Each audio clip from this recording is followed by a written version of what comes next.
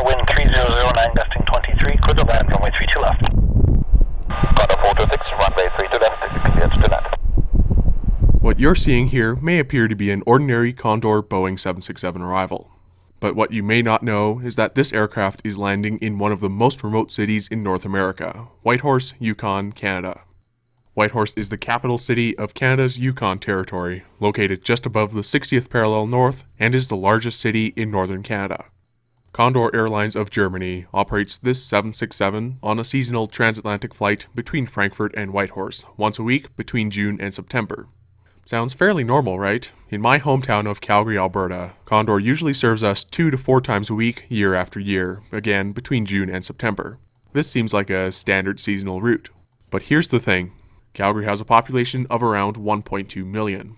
Whitehorse, just 25,000. If you look at this flight based only on population, a city that small having a transatlantic flight is definitely something of an eyebrow raiser. For comparison's sake, the next largest Canadian city with transatlantic flights, St. John's, Newfoundland, has a population of around 108,000. They have year-round service to London Heathrow with Air Canada, with daily flights in peak season. However, even that's been suspended for now due to the 737 MAX situation. Larger cities like Victoria, Saskatoon, and even Winnipeg as of next year just don't have transatlantic flights at all. Nonetheless, that's a bit of an oversimplification, especially for a country as sparsely populated as Canada, where there are a lot of external factors. So, in Whitehorse's case, let's put things into perspective. How is a city of 25,000 people able to support a transatlantic flight, even if just for the summer? Well, to find out, I reached out to Condor, and to their credit, they did actually reply. Essentially, these flights are very popular with German tourists who enjoy nature and the scenery of the Yukon Territory. Condor says the demand for the flights is high, as Canada is one of the most popular destinations for Germans. The latter certainly seems to be true, seeing as Condor now serves 5 Canadian cities, and recently announced Edmonton as a 6th destination, starting next summer. Whitehorse is also a popular destination among Condor's crews, and I was told it's highly requested, as they particularly enjoy their stopovers there. And honestly, it's pretty easy to see why. Whitehorse is home to some truly unspoiled wilderness. Downtown, you'll find the usual North American amenities, but just a few minutes outside the city, you'll find yourself someplace completely different. Even just an hour away from Whitehorse are some fascinating sights, including what's unofficially known as the world's smallest desert, near Carcross, Yukon. There's also some very interesting history, from the gold rush in the late 19th century to the construction of the Alaska Highway during World War II. During the summer, the days in Whitehorse are over 19 hours long, thanks to its high latitude. When I went there in June, the sun rose at 4:30 in the morning and didn't set until 11:30 at night. During the winter, though, the days are less than 6 hours long, so you can see why this is a seasonal flight. However, there are plenty of chances to see the northern lights during the colder months, since it's not actually dark enough at night in the summer.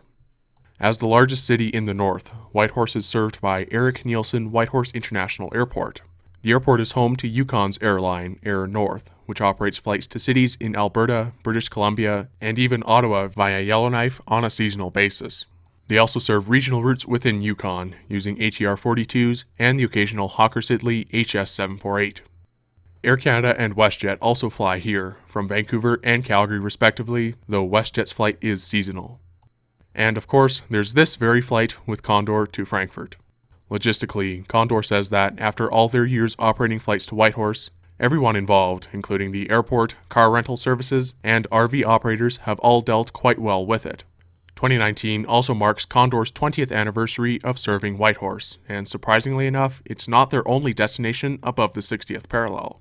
They also fly between Frankfurt and Fairbanks in Alaska, once a week, and 4 times a week between Frankfurt and Anchorage. It's pretty clear that Condor has found a niche market in far northwestern North America, and it seems to be working for them. In Whitehorse's case, Condor themselves said that they are proud to be the only European airline that serves such a beautiful destination, and to offer both tourists and locals a unique link between Yukon and Europe.